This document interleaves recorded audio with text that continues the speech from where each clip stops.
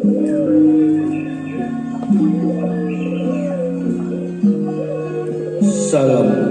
rahayu dan salam budaya bagi saudaraku pecinta budaya Nusantara. Mari kita simak dan nikmati kembali lanjutan kisah legenda Penangsang dalam Kidung Tahta Asmara karya Nasir Purwokadul.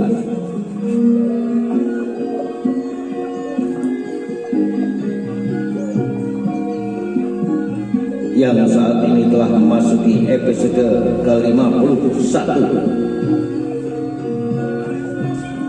dengan judul Manyar Malam.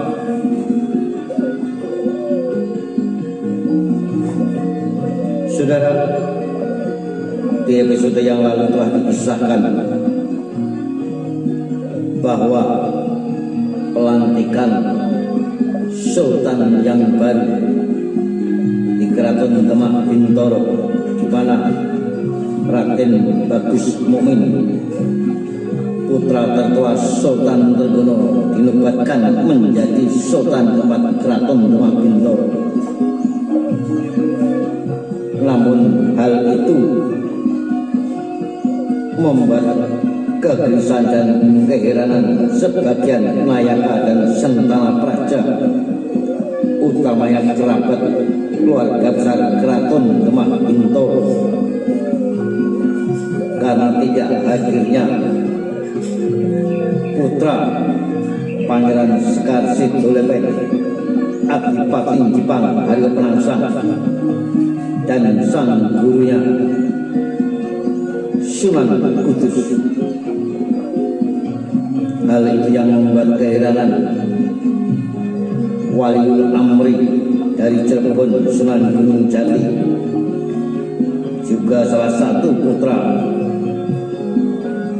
Pangeran Sekar Sidolepet Haryo Panuntun, dalam hatinya bertanya mengapa kakaknya Haryo Penangsang tidak hadir dalam pelantikan Sultan yang baru tersebut.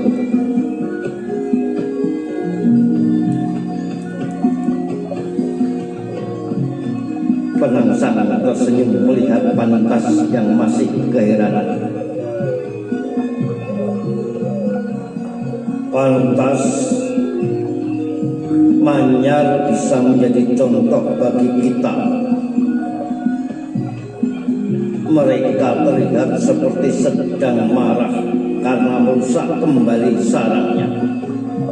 Padahal yang terjadi adalah sebaliknya, sebuah pengakuan jujur tentang sikap kejantanan. Demikian Haryo Penangsang mengawali percakapannya dengan sang adik Haryo Pantas. Maksudnya? Tanya Pantas makin penasaran.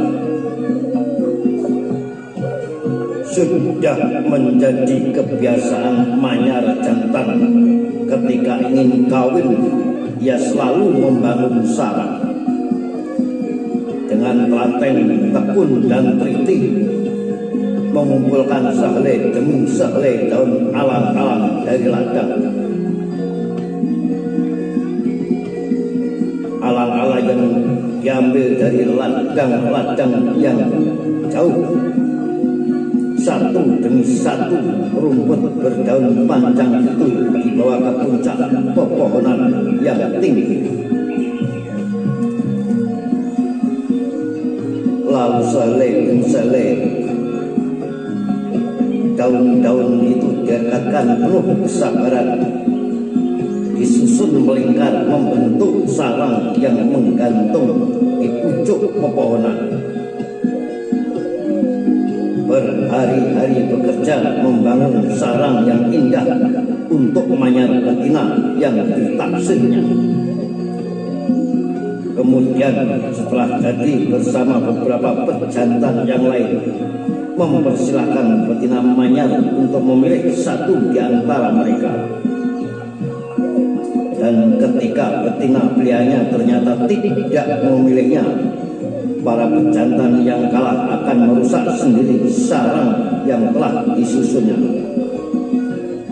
Demikian penjelasan Haryo Penangsang tentang makna burung manyar yang selalu membuat dan merusak sarangnya sendiri. Jadi burung-burung itu tengah marah karena betina yang ditaksirnya tidak memilihnya, kan Mas? Tanya Haryo Panentas. Penangsang pun tersenyum lagi, dan Penangsang berkata, mereka bukan marah, melainkan justru mengakui pilihan manyar betina. Pilihan yang telah menjadi keputusan manyar betina. Merusak sarang yang telah dibangun hanyalah pengakuan dari kekalahannya.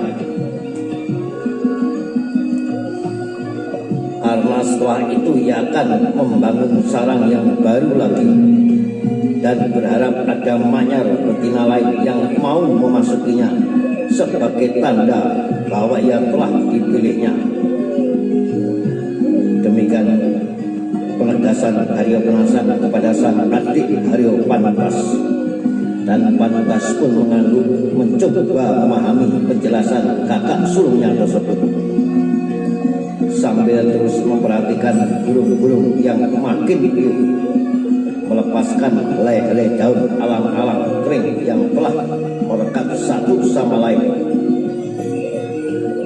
Dan daun panjang kasar itu pun mulai terlepas seiring patukan yang bersemangat dari para pejantan yang telah merasa gagal memikat manyar betina. Dan Haryo Penangsang pun melanjutkan ucapannya.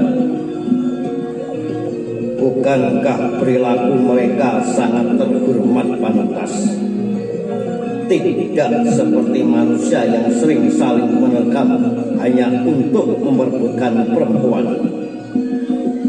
Bahkan manyar juga tidak berperilaku seperti hewan atau binatang lainnya yang berebutan satu betina untuk banyak jantan.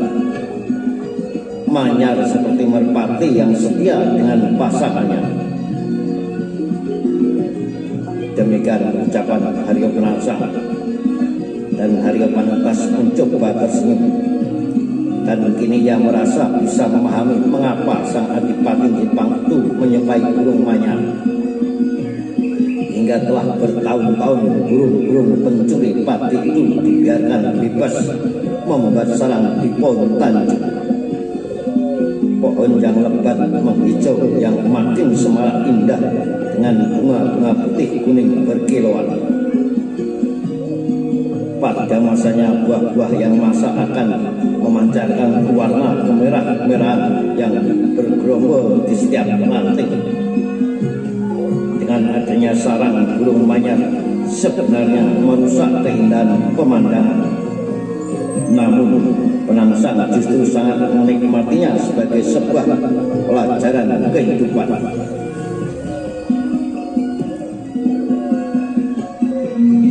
Burung manyar telah memberikan hikmah kehidupan pada Kang Mas, dan itulah yang akan Penangsang lakukan ketika menuju pernikahan. Setiap sebagai laki-laki sejati saat harus memilih seorang perempuan. Demikian penegasan Haryo Penangsang. Dan Panentas mendadak tertegun dengan ucapan Penangsang. Ia merasakan ada pengalian pembicaraan. Sepanjang pertemuan Penangsang sama sekali tak memberikan tanggapan apapun terhadap kabar pelantikan Sultan. Padahal ia telah panjang lebar menceritakan tentang keanehan yang terjadi hari itu. Tapi sama sekali tidak mendapatkan perhatian, termasuk rasa penasarannya atas undangan yang tidak sampai ke Mantingan dan Jepang Pangkalan.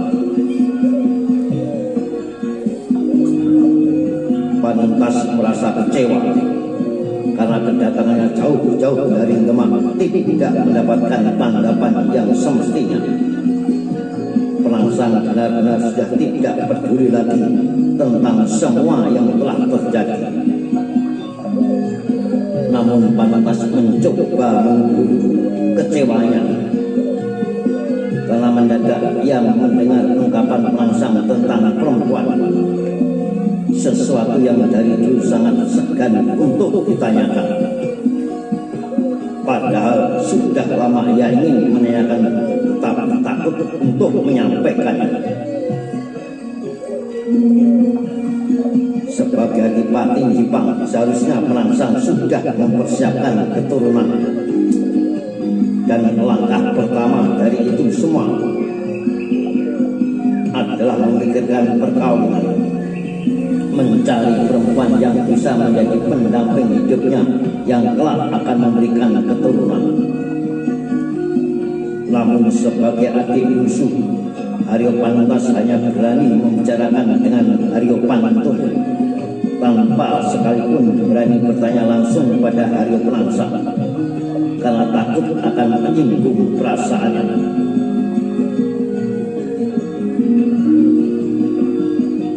Kurang apa lagi Kang Mas Perangsang itu. Begitu dulu Pantun menanggapi sebagai laki-laki yang telah mempunyai segalanya, memiliki semua yang bisa membuat perempuan manapun tertarik padanya, memiliki apa saja yang bisa membuat siapapun perempuan menerima lamarannya. Demikian ucap Haryo Pantun kepada adiknya Haryo Pantas. Pantas mengiyakan ketampanan, kekuasaan, kegagahan, kewibawaan dan seluruh kelebihannya sebagai Adipati Jipang adalah hal yang sangat layak untuk membuatnya segera berpikir mencari perempuan. Karena kalau Kang Mas Perangsang belum menikah, kita pun segan untuk mendahulunya. Masa ada adik-adik berani melangkai kakaknya, kata Haryo Pantun. Pantas yang mendengar ucapan Pantun langsung menyahut, wah, berarti Kang Mas Pantun sudah punya calon juga ya? Tanyanya pada Haryo Pantun.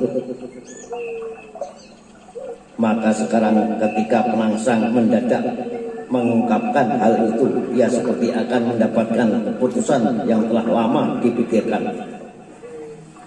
Namun pembicaraan sore itu tidak berlanjut karena senja telah datang. Langit barat telah berwarna tembaga dan gelap mulai melajang. Perangsang pun mempersilahkan Pantas untuk beristirahat di dalam Jipang, melepas penat setelah perjalanan dari Demak yang cukup melelahkan. Perjalanan yang sangat panjang memacu kencang lari kuda dari pagi hingga sore menjelang. Baru pada keesokan paginya adik kakak itu melanjutkan pembicaraan. Mereka duduk berdua menikmati mentari yang mulai memancar di bibir peringgitan. Dan pembicaraan soal perempuan itu pun terus berlangsung hingga siang. Perangsang merasa menemukan tempat yang tepat untuk berbincang tentang pernikahan ketimbang dengan Patih Martaun ataupun istrinya. Mungkin karena sama-sama sebagai laki-laki yang telah masanya merencanakan perkawinan. Sepanjang siang itu mereka berdua saling bercerita tentang rencana pernikahan yang suatu saat akan mereka lakukan. Perbincangan yang hangat dan akrab antara dua saudara yang sejak kecil telah terpisah jarak jarak yang membuat keduanya tak bisa sering saling jumpa. Tapi kedekatan hati telah membuat keduanya sebagai tanpa jarak. Dua malam Pantas menginap tinggi Pangpanolan. Pagi hari ketiga ia pamitan pada hari Perangsang untuk menyusul Sunan Gunung Jati ke Kudus, sekalian silaturahmi dengan Sunan Kudus dan Haryo Panuntun.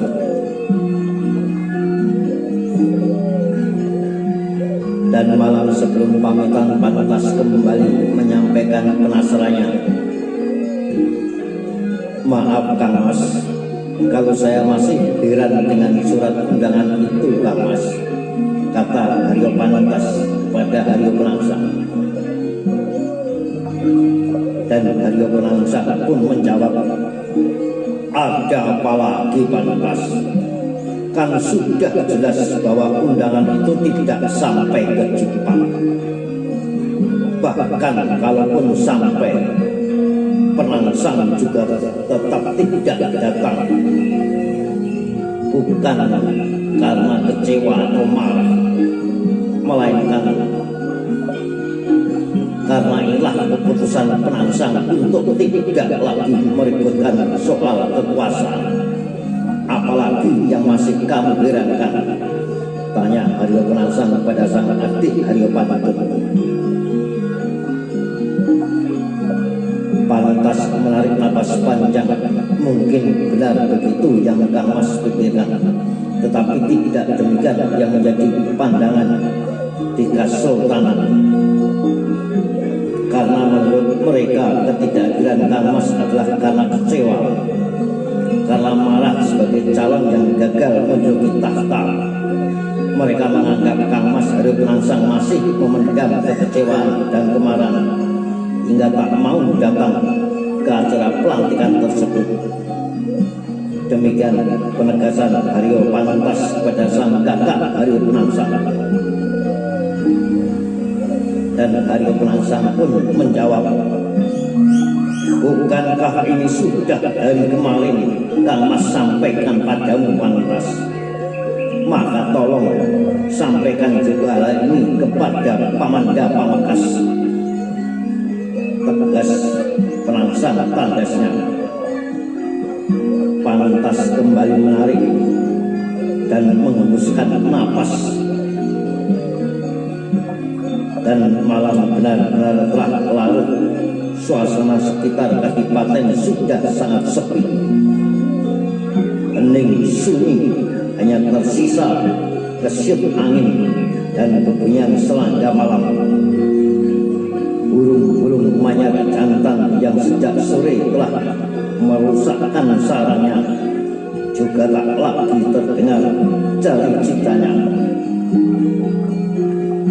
Hanya serahkan daun alang-alang kering yang mengonggok di bawah batang tanjung. Setelah 2 hari bekerja keras membongkarnya, mereka pun telah benar-benar hilang dari pucuk tanjung.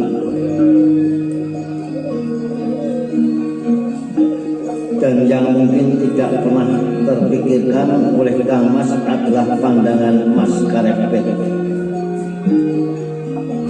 Lanjut Haryo Pantas, kenapa lagi dengan dia? Tanya Haryo Perangsang. Kemarin waktu saya pamitan kepada Pamanda Pamungkas, Adipati Pajang itu juga sedang menghadapnya. Secara tak sengaja saya sempat mendengar pembicaraan mereka. Meskipun setelah saya masuk, Mas Karepet diam dan langsung berpamitan. Namun pembicaraan mereka telah saya dengarkan dan sungguh membahayakan Mas. Jelas Haryo Pantas. Bahaya? Jawab dan tanya Haryo Perangsang. Benarkah Mas Haryo Perangsang?